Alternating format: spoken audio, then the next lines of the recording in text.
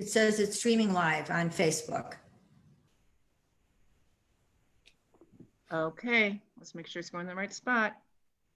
I'm getting a text. She sees it. Okay, Good morning. you can I'm start. Barbara Siegel, SHALVA's clinical director. Today, we're going to be speaking with Ferial Nijem, a survivor of domestic abuse. We're going to talk about her experience with PTSD, post-traumatic stress disorder. Before we begin, though, I want to define domestic abuse. Domestic abuse is a pattern of abusive behavior for the sole purpose of controlling and intimidating an intimate partner. It rarely occurs out of the home. It's not caused by stress, substance abuse, her behavior, or the coronavirus. Domestic abuse follows a repetitive cycle and has a cumulative effect. There are 3 phases. There's the tension building phase, which can be a few hours, a few days, a few months. This is where a woman tries to figure out what she can do different to prevent the next blow up. The second phase is when the abusive incident occurs, where the abuser lashes out or denies the woman basic necessities or threatens her life. This is when she says to herself, I've got to leave. I can't stay.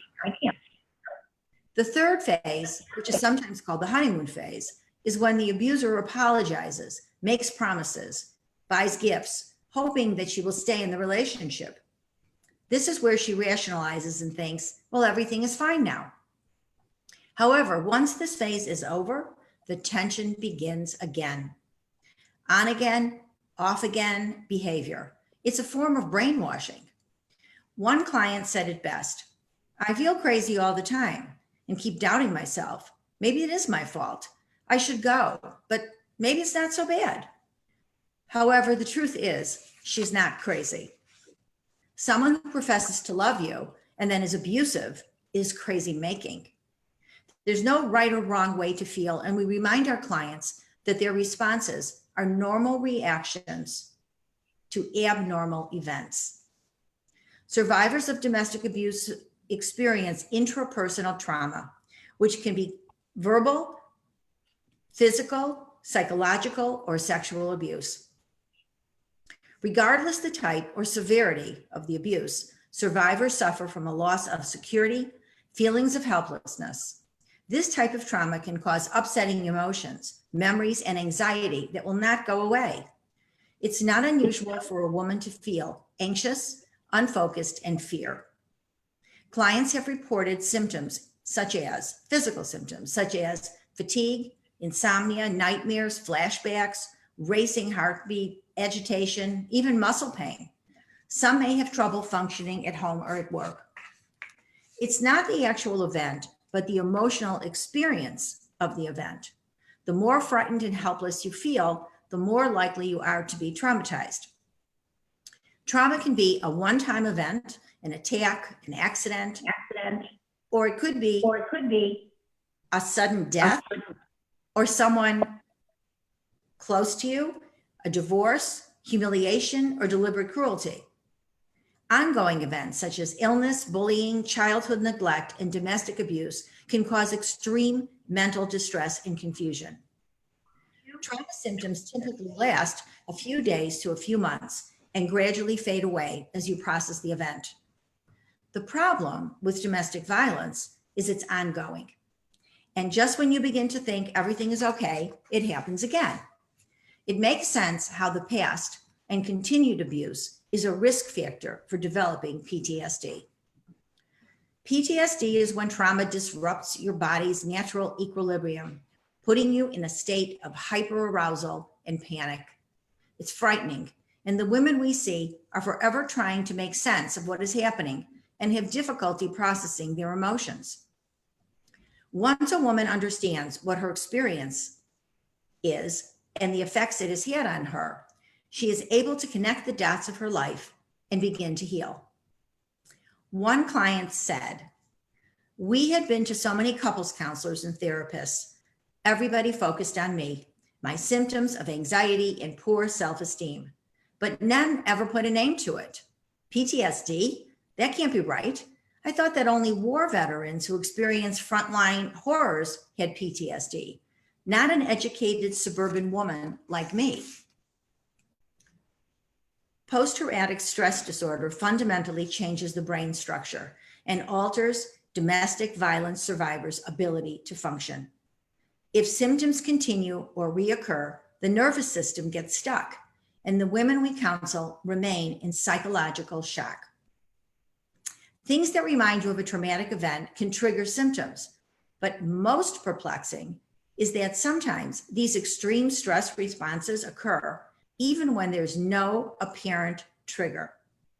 Clients report being easily startled, feeling tense on edge, difficulty sleeping, having angry outbursts, loss of interest of enjoyable activities, lack of trust. The women we see at SHALVA who have experienced domestic abuse struggle with ways to cope. Working through and healing from PTSD is scary and painful, and it should only be done with a clinically certified trauma professional.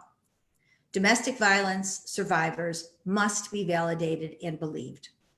It is often long-term work that requires time and patience to heal and overcome negative thoughts and develop confidence and self-respect. A former client recently called and said, "My divorce was over 3 years ago, and you helped me to find peace and joy in my life. But I'm back in court again because he wants to change everything in the decree. Why can't he leave me alone? I can't breathe." The pattern of power and control continues, even after a client leaves her abusive partner. We are always available to help our clients make sense of their reactions and remind them of the skills they have learned so they can continue to move forward.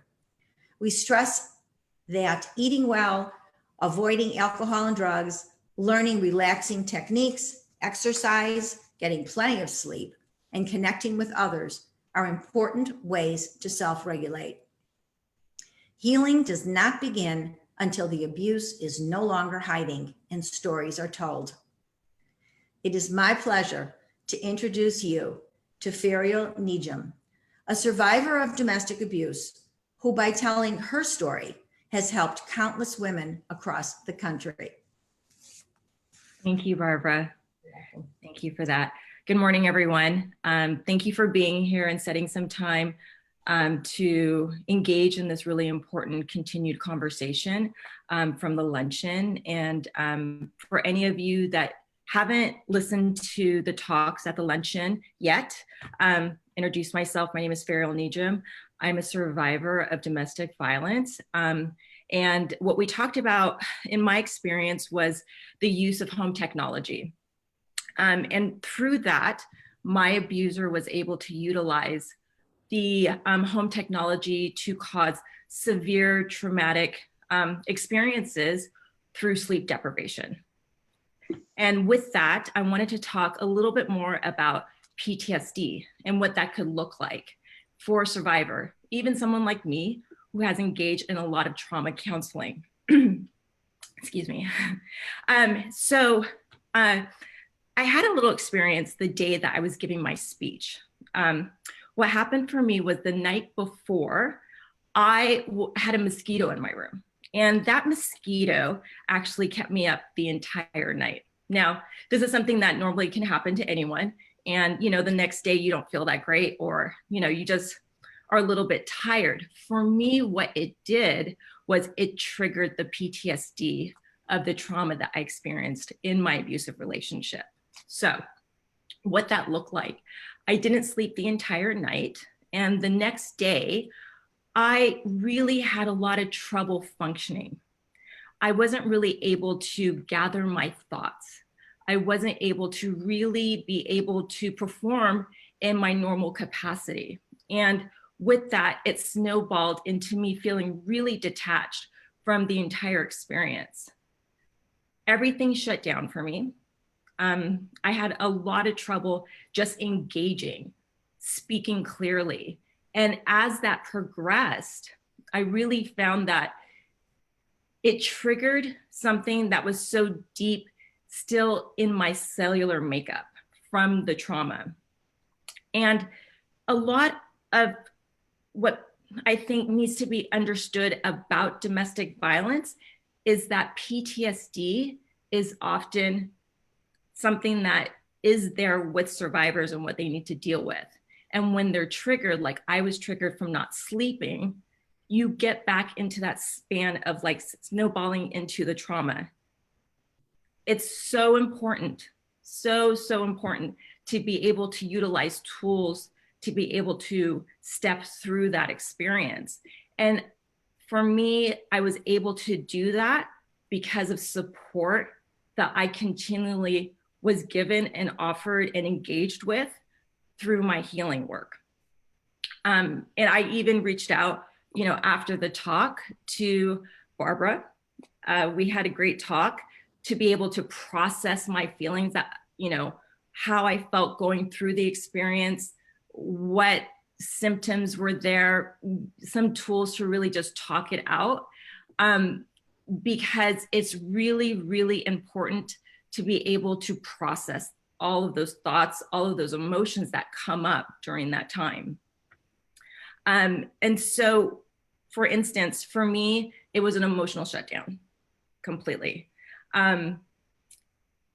It's so important to be able to know that when someone goes through a traumatic experience, like domestic violence, when a survivor is triggered, even when they're out of the home and away from their abusive partner, and it could be months, years down the road, they still have the effects of the trauma.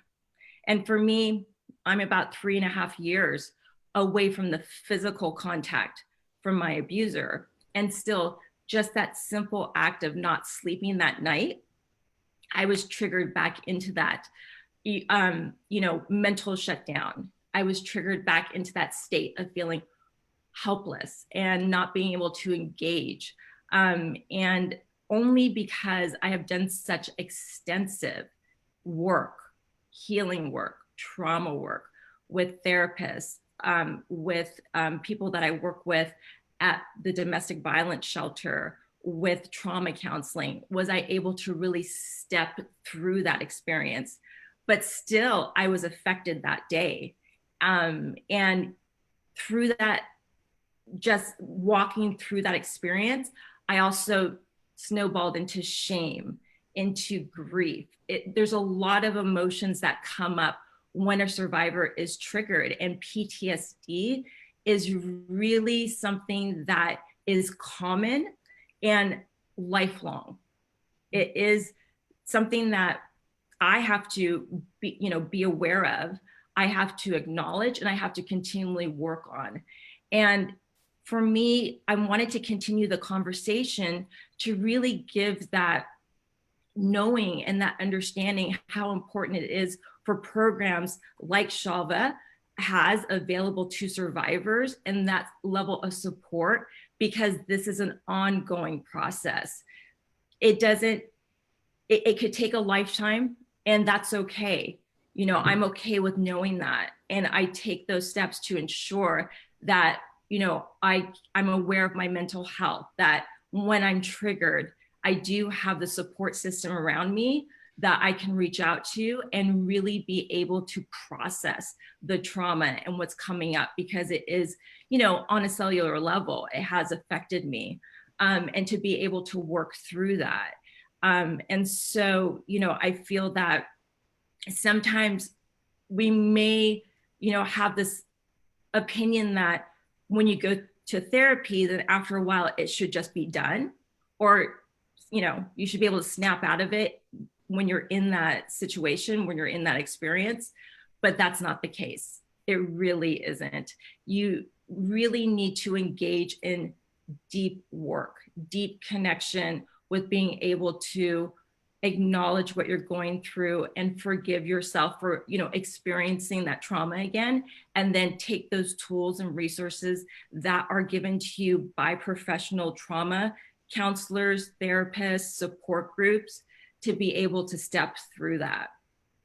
And as Barbara said, a lot of experiences from domestic violence survivors are very similar, regardless of your socioeconomic status.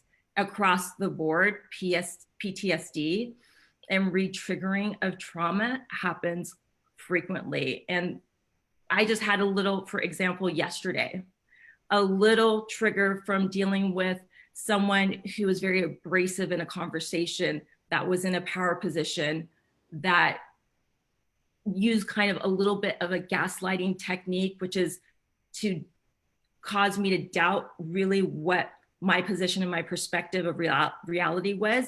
And I had to take a position of defense to prove my point. And I knew in that moment, I just needed to step back and take a breath, because I started doubting my own reality. I started doubting really if, what I was saying was true, if the decision I made was real. And that's also a trigger that can happen, because you do lose faith in your own ability to make those decisions. And if someone is able to be in that position and causes you to defend yourself, whereas for me in that situation, it triggered me, but I knew that what I needed to do was step back and take a breath, and not engage. So it can go from small to big, just as yesterday, that was a small incident, and the sleep deprivation was a larger incident, which is a big trigger for me in my personal experience.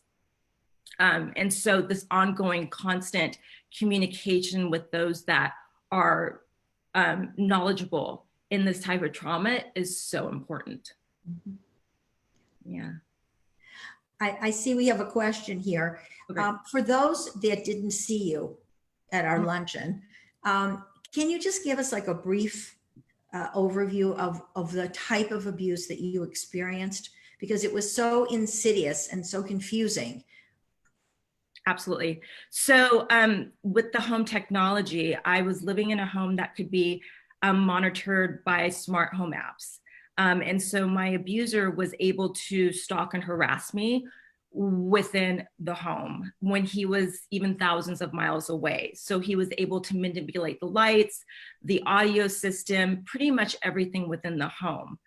And he didn't need to be in my presence to be able to cause a lot of detrimental harm.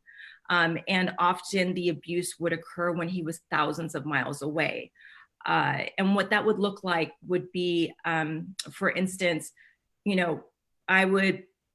we would have a situation where an argument, and once that communication phone call was done, I would go to bed, and then at some point during the night, he would engage with the home system to keep me up. So he would blare blare music over the audio system, and really at such a loud level that it would shock me awake. He would turn on and off the lights, almost like a strobe light. It was really jarring and scary to be awoken like that. We had security cameras throughout the house. So he was also able to monitor where I was going within the home. And the app really allows someone to do that. He could see if I turn on and off a light in a certain room. He could see if I tried to turn off the audio system in a certain part of the house, and engage in that place, in that space. So this would go on back and forth throughout the night, not for minutes, for hours, and often until sunrise. And sometimes it would be consecutive days. So at the end of it, I was just a broken shell of myself. Often I would beg him for forgiveness, which was the goal, his goal. I would beg him for forgiveness, I would apologize. I would, just ask to do anything to make it stop, because I just couldn't function anymore. I would break down. And so, that's a big trigger for me personally, the sleep deprivation. And I experienced that for years. And there was a lot of gaslighting involved with that as well, just because he was able to really manipulate the situation as if I caused it, it was my fault, and he was forced to punish me in this way. And it's not, often I get asked, So it seems like it would be a quick fix. Why didn't you just turn off the system? Why didn't you just change the passcodes to the Wi-Fi? And that's not the solution.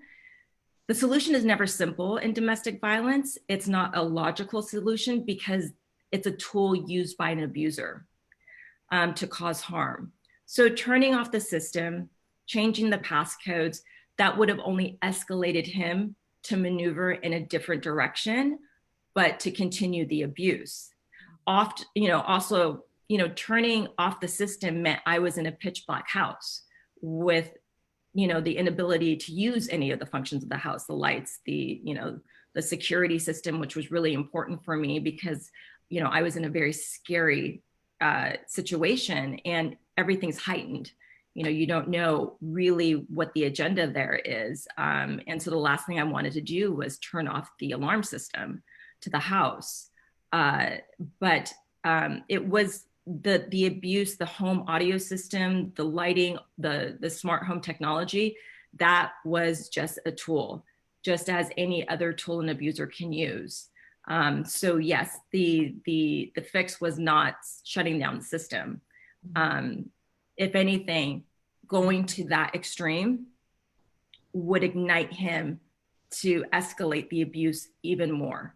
And when you're in that situation, all you're trying to do is calm that person down.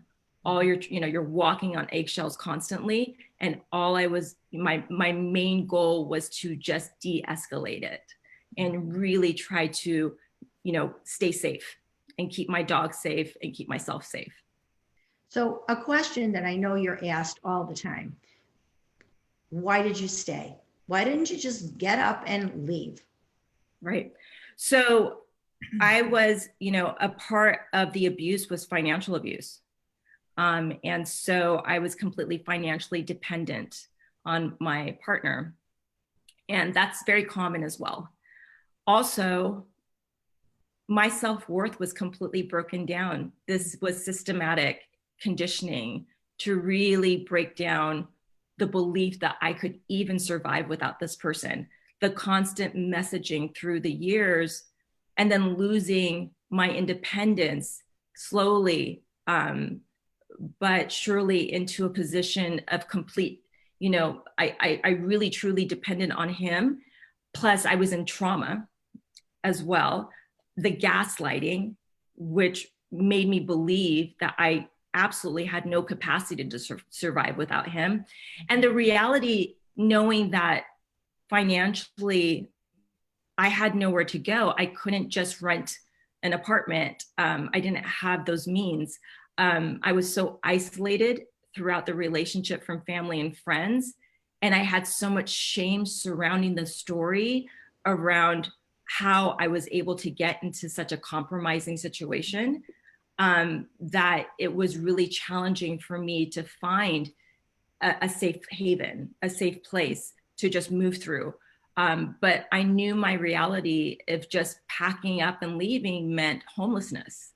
And that was really very hard for me. And I have dogs, and, they're very close to my heart. And, they also help me survive this time as well, but their safety and, not knowing how I would take care of them was a big, consideration for me as well.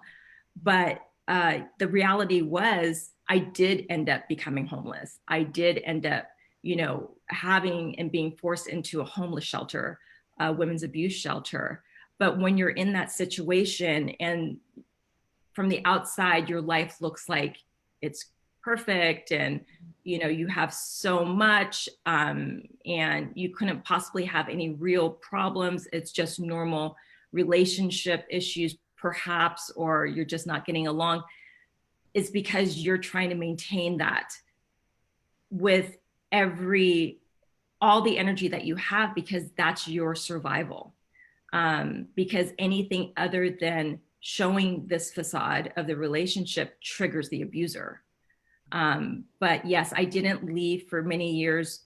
One, because the financial means I didn't have, but two, it was the trauma. I was really in such a state of heightened trauma that decision-making was very challenging. The isolation, I was completely alone. I didn't know where to go.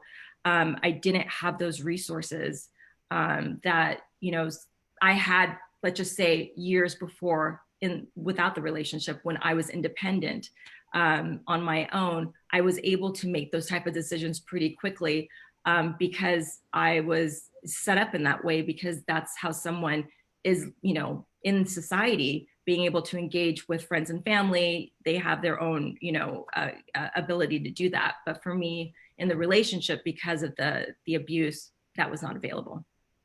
Who did you reach out to? So the first person that I reached out to was my rabbi. And so I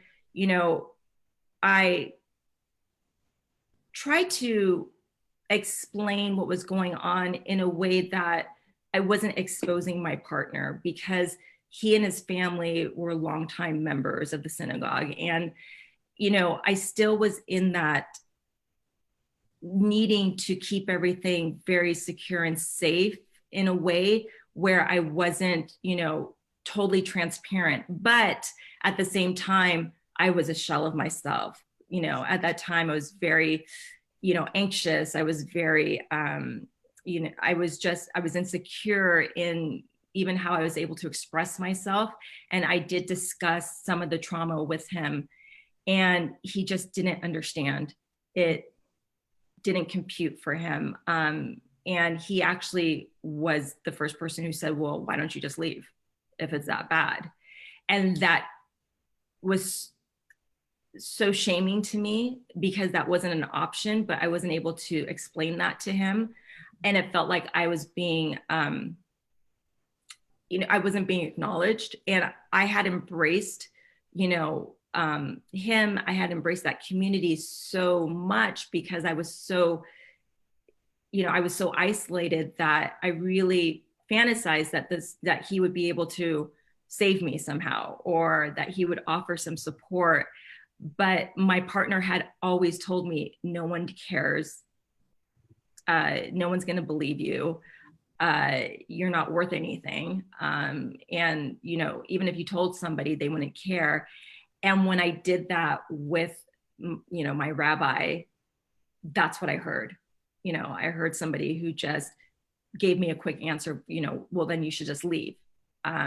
But didn't offer any resource for me to actually find any support. So that was re-traumatizing for me. I did actually end up in the parking lot that day crying for an hour or so, just because I felt so hopeless. Were the police helpful? No. So I had reached out to law enforcement a few times. And these were really desperate attempts, because there were a lot of consequences if my abuser had found out. So I would never have them come to the house. I would go to the station, and I would really plan it in that I would park the car at a local grocery store and leave my phone in there, so he couldn't track where I was, because he would use the GPS of my phone, a location finder, to know where I was at all times. Turning it off wasn't an option, because then he would question why I turned it off, because I was being monitored, constantly. They also didn't understand the problem, because it wasn't physical. They didn't see the abuse as being something serious enough to even write a report. And that's what's very challenging when the abuse is mental and emotional and financial. If someone is not educated in that, knowing what that type of domestic violence looks like, they can often just dismiss it. And that's what happened to me the first few times that I reached out to law enforcement. They actually couldn't understand it. They asked very kind of triggering questions, almost shamed me into minimizing what it was. And again, just reiterated what my abuser was saying. No one's going to help you. No one cares. or it's just all in your head. You're fantasizing all of this. And the gaslighting combined with when I reached out to those in power that could actually help me if they had the tools and they had the knowledge, telling me that and minimizing the abuse, then I started to question myself, is it really in my head? Because now I'm explaining it to law enforcement and they don't seem to see it either. They don't see what the problem is. They don't see the, the intensity and the maliciousness of this type of abuse. By the time I got to law enforcement, I was able to tell them in detail about the abuse that I was receiving at home with the home technology, the nights of, sleep deprivation, the insidious phone calls, the threats. I had text messages, I had voice calls, and they just, they kind of looked at me and said, well, if he hits you, take a photo and then come back. But at this point, we don't really know what to do for you. And they also said, why don't you just leave? Yeah. And so it was always just re-triggering. And each attempt that I made, and this is a span of years. So each attempt that I made set me back, and it would take me months to reach out again. And it would take really, a situation where I was rock bottom. I didn't know what else to do. And I was so desperate that I took the chance again to go and try and reach out. And that last chance, someone actually said to you, wait a second, you're being abused. You need help. Yeah. And so this is a fantastic example of the difference between those that don't understand domestic violence and mental abuse to someone that does and is educated. Same field, a police officer.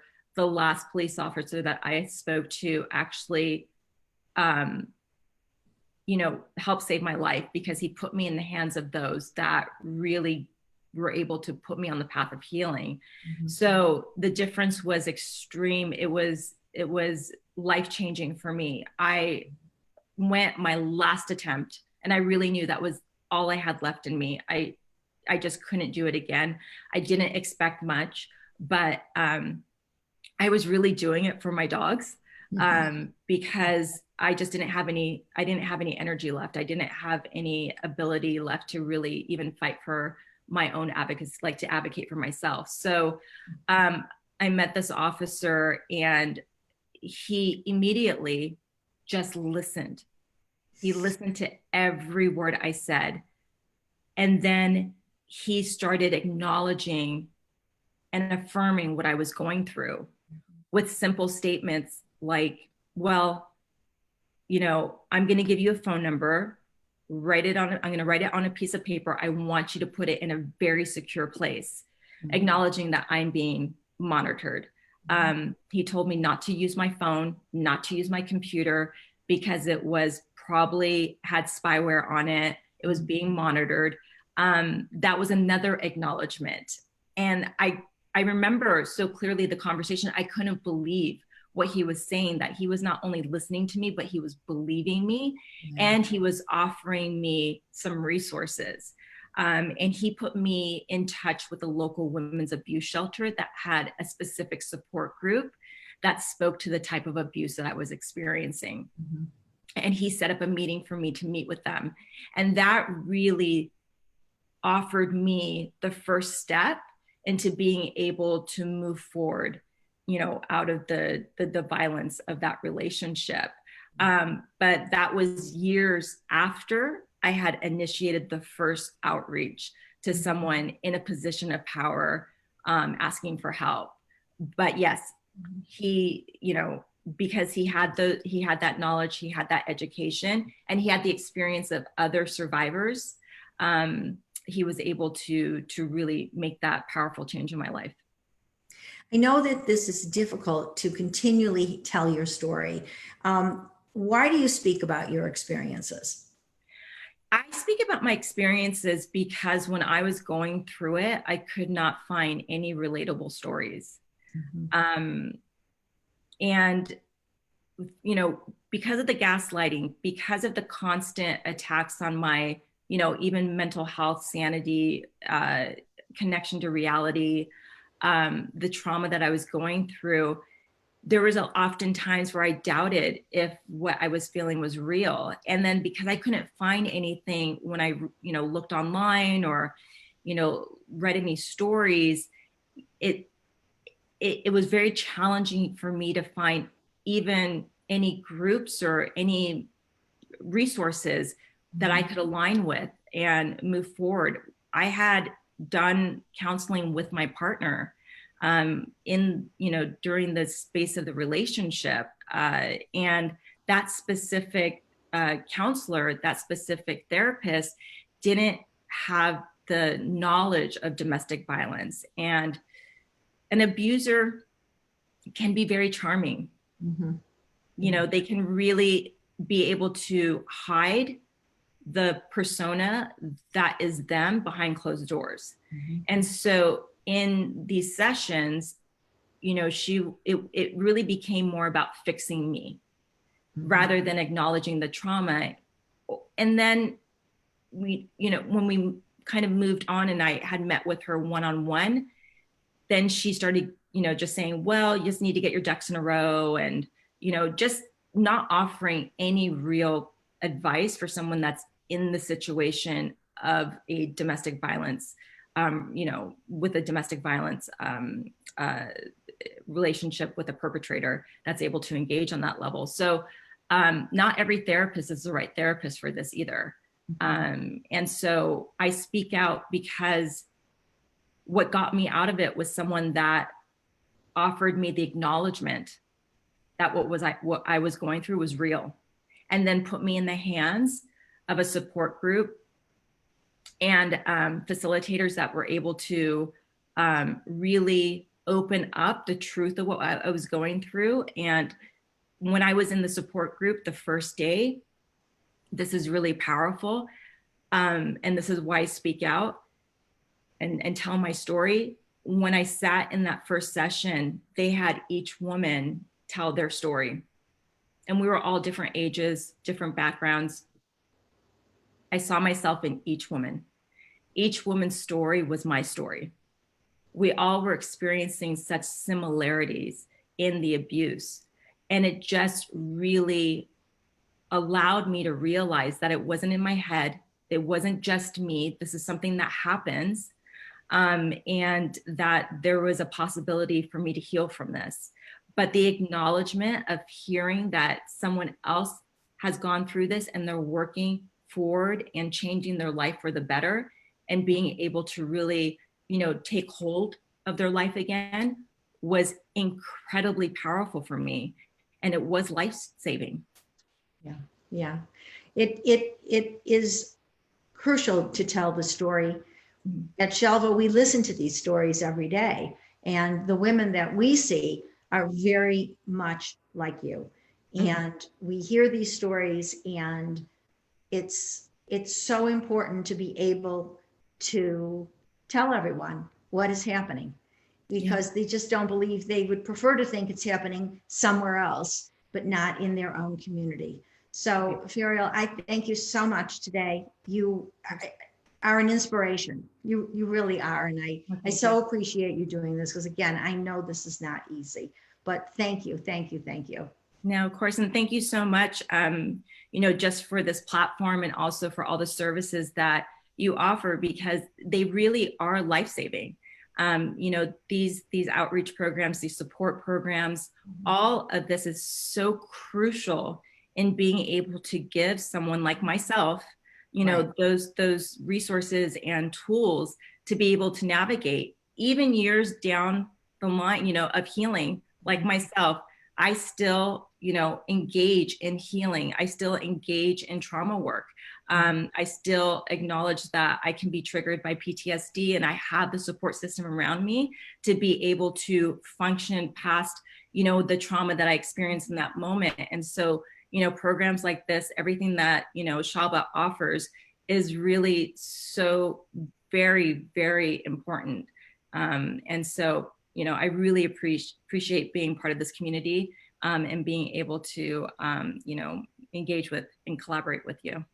Okay. Well, thank you. Have a wonderful day and Thank you too. continue on. Absolutely.